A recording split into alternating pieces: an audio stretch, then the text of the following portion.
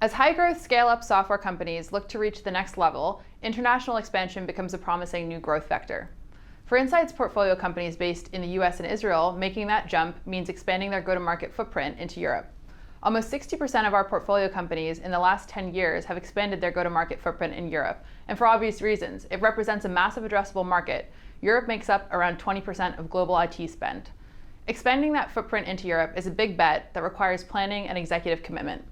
To help our portfolio companies navigate some of the decisions and questions that come along with the move, we've built out a playbook. With the help of a number of our CEOs and CROs who have made this move successfully, we set out to answer questions like, when will I know that my company is ready to expand into Europe?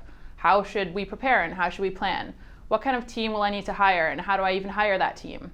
One of the biggest questions we get is, where do I land? How do I choose the right country and the right market for the go-to-market expansion?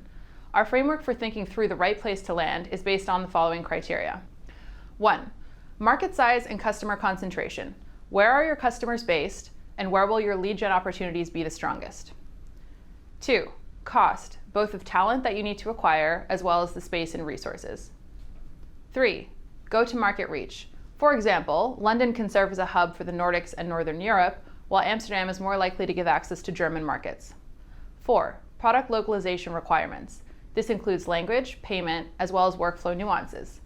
5. Language and cultural requirements. This is related to the nuances of selling. So for instance, the selling motion in Britain is less overt than in the United States, but language-wise, there's nothing new to learn. 6. Access to talent. This is where you want to think about what kind of reps you need to hire.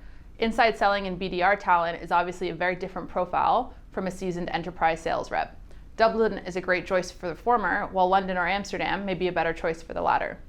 7. Complexity of labor laws. The kinds of penalties associated with both unfair and fair dismissals will be critical to understand, especially as you look to build a team from the ground up. 8. Travel accessibility.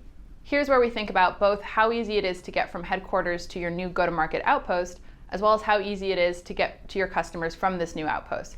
For instance, one of our portfolio companies chose a specific neighborhood within London by the St. Pancras train station because it means 2.5 hours door-to-door to both Paris and Amsterdam. Of the criteria above, we've given market size and access to talent the most weighting, as we found that they're most indicative of success. In the last 10 years, 41 Insight companies have chosen London as their first go-to-market outpost, but we believe that this framework will help our companies think through the right spot that makes sense for them at their point of expansion.